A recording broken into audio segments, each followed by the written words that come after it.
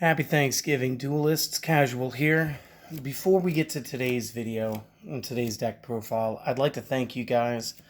Uh, Personally, I had doubts about whether or not I was going to continue this channel through to the end of the year, or if it was going to be a project that was going to die in the water. And I made a goal, and it was if I could get 50 subs by the end of the year, I would continue till at least next summer. Guys, I'm filming this a little bit earlier because of my surgery, but you guys literally smashed that goal. So at the time of filming this, I have 50 subs. So to do something to give a little bit back, I'd like to do a little bit of a giveaway. And you guys, most of you were here for the gold pack opening. So what I'd like to do is I'm going to do a giveaway. I'm going to pick 3 people from the comments on this video between release and let's say the 1st of next month. Any comments on this video between now and then are eligible. Doesn't matter what you have to say. And the prize is simply, I'm just going to put one of those brand new gold rares with some of the cards from the tin of prize cards from the Spooktober, whichever. And I'm going to send that stuff out to you guys. That's all you got to do. You don't have to be a subscriber. You just leave a comment. Having watched the videos enough, I think. So let me get you guys that deck profile. So it's Thanksgiving. Thanksgiving is synonymous with turkeys for us. So I got the biggest turkeys I could find, which is Simorgh deck. So real quick, the list is 2 Dark Simorgh, 3 Simorgh of Darkness, 3 Simorgh Bird of the Beginning, or just Beginning, 3 Simorgh Bird of Bringing, 2 copies Bird of Calamity, 1 Bird of Protection, and 2 copies Simorgh Lord of the Storm. Now, for my spells, we're going to run 3 copies of the field spell Elbors. We're going to run 1 Pot of Avarice, 3 pots of Duality, 3 copies of Simorgh Onslaught, single copy Simorgh Repulsion, 1 Terraforming, 3 copies of the Monarch Stormforth, and to round it out, 3 copies of Trade-In. For the 6 traps, to round this up to 40, we got 3 copies of Anti-Spell Fragrance and 3 copies of Harpy's Featherstorm. Now, for anybody trying to look to build this on a budget, yeah, most of this deck here, this portion, is probably going to run you less than $10. Most expensive card's probably going to be the Dark Simorgh itself. And even the copies I'm using are from one of the collector's tins, the CT08s. So that's not the part that's going to hurt your wallet. What's going to hurt your wallet is the extra deck I packed today. So today I have 1 copy of everything here. Everything in this extra deck is a single copy. So it's Apollousa, Blackluster Soldier, Soldier of Chaos, Sporelode Dragon, Boral Sword Dragon, Great Fly, Harpy Conductor. We're going to say that's pronounced Raisvelger. But I'm just going to call him Desperate Doom Eagle from now on. 1 copy IP Masquerena, Cerberus, Phoenix, and Unicorn from the Nightmare cards. 1 Saryuja Skulldread, 1 Simorgh Bird of Sovereignty, 1 Triple Burst Dragon, and 1 the Wind Charmer. So this part's going to beat you up a little bit. But in play testing, most of the time, I was able to get most of my plays off without even touching this. At which point, if you're still, crazy good with pulling cards, you could always choose to trade out your trade-ins for something like Pots of Extravagance. But again, that's just a whole nother level of budget-breaking cards. So, real quick, if you were just here for the deck, it's just been a little over 4 minutes. Class is definitely dismissed. Consider leaving a sub. And definitely leave a comment. This way you guys are entered to win some cards. Again, I'm going to pick like 3 or 4 winners. I'm not sure yet. Depends on what the team votes. Let's talk choices for this deck. So the first choice here is the Dark Simorgh. So real quick, we can special summon this guy. We just got to banish a Dark and a Wind, sort of like how Chaos does Dark and Light. But we could definitely tribute summon him. The fact that he's 7 stars is amazing because we can make him 1 tribute and no tribute to summon this card as well. So that's pretty interesting. The best purpose for playing this card is the last sentence. The opponent cannot set any cards on the field. That's no defense monsters. That's no traps. And when we're dealing with the anti-spell fragrance, both players have to set their spells before playing them. So it eliminates your opponent's spells too. So you, with 2 cards, brick your opponent. They can't play Yu-Gi-Oh! Because all they can use is monster effects. And that's where Harpy's Featherstorm is going to come in, but fantastic. You're also going to notice like these 5 are all dark, but we're not going to be using Allures of Darkness because again, we need these cards, so we just can't be banishing them all willy-nilly. Simorgh Darkness here, sort of a retrain, definitely a rebrand. You'll note that he is one of the 2 8-star cards in this deck, so we're going to have 5 targets for the 3 trade-ins, which is good. Now, when this is face up on the field, just like the other Simorgh, it is also considered to be a wind attribute, which is important for a lot of the Simorgh support. And each of the following effects is a hard once per turn, but you can use both. So, first effect, if you tribute summon a dark or a wind monster, you can special summon this from the graveyard or the hand. So if it's in the graveyard, it needs to already be there or be in the hand. And then you can board this. So it's a good extension with another boss stat. Additionally, when a spell, trap card, or an effect is activated as a quick effect, we can tribute a winged beast and negate the activation and destroy the card. Now, the best thing is he can actually tribute himself. So do that, tribute something, bring him back. It's all good. Bird at the beginning, and I'm going to go over the first effect, and I'm going to go over the second effect. And then I want you to know that the 1, the 2, the 3, and the 4-star birds all have the secondary effect. So I want to cut down on time. So the first effect, what is specific to this guy, is when it is normal summoned, you may activate the following effect. And that is, during your main phase this turn, you may normal summon 1 Simorgh monster in addition to your normal summon or set. You can only gain this effect once per turn, so don't think that you're going to play one to play another to play another. Not going to happen. Now, the effect that all 4 of these little birds share is, if it is in the graveyard and the opponent controls no cards in their spell trap zone, which refers to the back row, I believe, correct me if I'm wrong, you're allowed to special summon the card from the discard pile back to the field in defense mode, but it will be banished when it leaves the field.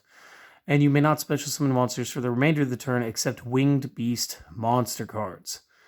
And you can use each effect once per turn. So it's not that you're going to summon 3 copies of these back at the same time, but with 3 different names, there will be opportunities to bring them. This is what's going to help our link plays later. Bird of Bringing specific effect is when normal summoned, I can add 1 Simorgh card from my deck to the hand except same name.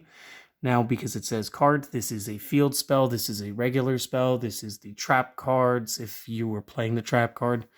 But that's what makes this guy so good. Calamity, when normal summoned, allows you to send a Simorgh card from the deck to the graveyard. Now, a couple of our spells allow you to banish them from the graveyard in order to lower the star level of cards in your hand, as well as being able to load the discard pile with our Bird of Darkness in order to try to get a special summon off of him when we perform our tribute summon. So again, fantastic. I'm going to use 2 calamities. I did the play testing. 3 just seemed like it was too many. And the single copy of the Bird of Protection, because again, the effect is not as great right now, but it may be more relevant later. When this one is normal summon, I can target a card in my opponent's spell trap zone and return that card to the hand. For the most part, a lot of people aren't playing big back row anymore. Maybe that's about to shift again. I know that we're going to have that ban list seasons coming up here this next month. But Bird of Protection, not terrible. And again, Simorgh Lord of the Storm. This is our other 8-star. This one is just the wind version. The opponent cannot target this tribute summoned card with spell, trap cards, or effects. And you can only use each effect once per turn, which is fantastic. First effect, when a spell, trap, or effect is activated as a quick effect, I contribute 1 winged beast monster and target a card my opponent controls, shuffle it back into the deck. Now, I play him at 2 because that's not a negate and destroy, it's just a shuffle back. So sometimes that's necessary, sometimes it's less appealing, which is why I play 3 of the Darkness. And his secondary effect, when a winged beast monster I control is destroyed by battle while this is in my graveyard, I can add this card back to my hand, allowing me to pitch this guy relatively easily through cards like trade-in and such. and then recur the card later naturally by itself. So that's it for the monsters. Let's talk about the spells. First up is Elborz, the Sacred Lands of Simorgh. This one says all wind-winged beast monsters on the field will gain 300 A&D.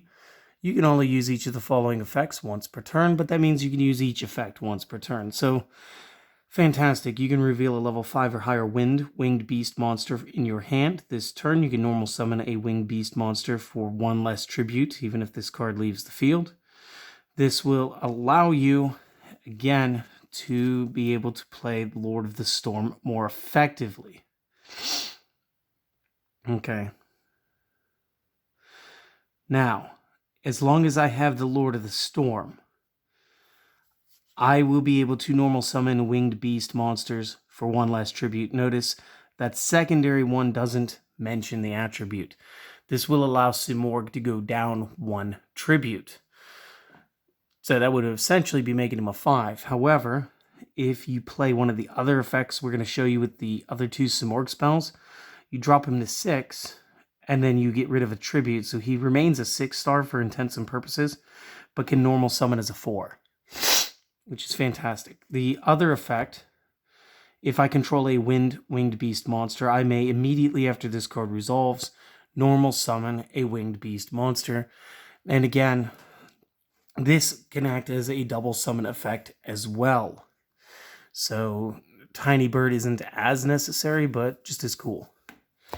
Pot of Avarice, because you're going to need to recycle your cards pretty quickly. Pots of Duality, because we're not really special summoning as often. We still get to excavate the top 3 and add one of those cards back to our hand. So we still get to pick through and get some cards when we need them. Simorgh Onslaught. Discard 1 winged beast monster, add 2 Simorgh monsters with different attributes from deck to hand. Banish this in the graveyard. Reveal 1 winged beast monster in the hand, and if I do, reduce the level of monsters in my hand with that name by 1 for the remainder of the turn, even after they are summoned. Now, I can only activate 1 per turn, but this should mean that I'm allowed to banish multiple copies at a time to whittle down star level if needed. Again, with the field spell, it's not as necessary, but it does let us get into some better plays. And again, we can load the discard pile with the 8-star Dark. And as soon as we perform a tribute summon, play more towards the field. So, Simorgh Repulsion, discard a winged beast monster, return all spell traps the opponent controls to their hand. Banish this in the graveyard, reveal a winged beast monster in the hand, same effect, lower the same name cards by 1 star to the end of the turn. Terraforming, fetch a field spell. Stormforth, quick play, use your opponent's monster as a tribute. Trade in, discard a level 8 monster to draw 2 cards. Anti-spell Fragrance, both players must set the spells before activating them and cannot activate them until the next turn after setting them. Stunning the spells for a quick moment. And the Harpy's Feather Storm is if I control a winged beast monster until the end of this turn, negate any monster effects the opponent activates. And if I were to control a Harpy monster, I can activate this card from my hand. Now, if this card is in its owner's spell trap zone and destroyed by an opponent card effect, you can add 1 Harpy's Feather Duster spell card from either the deck or the graveyard to your hand. We packed a link. We packed the Conductor so that we could try to activate this from the hand, but it's not necessary. The fact is, all of my cards, including the dark versions of Simorgh, will count as wind on the field, and we can absolutely stall out an opponent, especially if you're already under a full dark Simorgh anti-spell fragrance that effectively takes out everything else. Because you've already taken out the spells, the traps, and now you're taking out the monster effects. So, quickly going to breeze through the extra deck. Apollos is here for the multi-blocks for chain negation. Blackluster Soldier of Chaos is here because it's not that hard to get through monsters with different names. It's 3 monsters, different names. If Link summoned using a 7 or higher as material, the opponent cannot target it with card effects. It's not going to be that hard. Again, we've got like 3 characters, and that's like a total of 7 cards in my build. Cannot be destroyed by opponent card effects. Cannot target it with card effects. It cannot be destroyed by opponent's Said that already. When this card destroys an opponent's monster by battle, activate one of the following. Give it a permanent 1500 bonus. Can attack twice during the battle phase. Or banish a card on the field. So immediate boss threat. Borreload, everybody knows Borreload. Boral Sword, everybody should know Boral Sword. Great Flies, just 2 wind attributes, and then it's a petty little power-up. Also, it'll decrease earth monsters on the field, and if it does get destroyed by battle or effect, we can target a wind monster in the graveyard and add it back, so we might be able to reloop. Harpy Conductors only got one effect that we're really going to be worried about, and that's the fact that it does become Harpy Lady on the field and grave. But if a Harpy monsters I control would be destroyed by battle or card effect, I can destroy a spell trap I control instead. I'm not sure what play I would need to do that, but Elborz is available for that as like the main one that'll stay up. Again, Desperate Doom Eagle, 2+ wind. Gains 2400 while the opponent has no monsters in their graveyard, and as a quick effect, I can target one monster in the opponent's graveyard to shuffle back to their deck. And I could use that effect once per turn. He's just in here because he was weird. He was kind of like a turbo chicken, and I felt like I wanted him in the deck this week. IP Masquerena lets you do the link summons during the opponent's turn, which is fine. Nightmare Cerberus for their special summon monsters. Nightmare Phoenix for their back row. Nightmare Unicorn to seal 1 card to their deck. Saryuja Skull Dread for a possible 3 different effects, which include power bonuses, additional special summons from the hand, and of course, the draw 4, place 3 back to the bottom of your deck. Probably the most effective of his effects. We do pack 1 copy of the Sovereign Bird, and it is 2 monsters plus a winged beast. So at least one of them has to be, and it is a link 3. So as long as we have somebody to stand up there with IP Masquerena, we can actually do this during the opponent's turn. Cannot be used as link material itself. Your opponent cannot target this card or a winged beast monsters this card points to with card effects. If this would be destroyed by battle, you can destroy one other Simorgh card you control instead, which could be monster or it could be the field spell. During the end phase, you can special summon 1 winged beast monster from the hand or deck with a level equal to or lower than the total number of unused spell trap zones on the field. And again, for the most part, you're going to be able to lock your opponent out of their spell trap zones, especially if you're using the anti-spell fragrance and the Dark Simorgh combo. And you know what? It's fine. By the time that you would play this, though, you should have already won. I just wanted to play him today.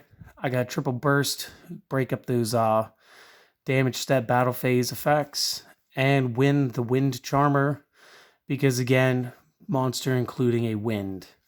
You could absolutely find room to play Salamangrate Almirage. In this build, yeah, you could probably take out the Doom Eagle. But this is my Dark Simorgh build. Simorgh build. Featuring Dark Simorgh, I guess. And again, thank you guys for watching all the time and leaving comments and everything. It means a lot. I'll see you guys next time.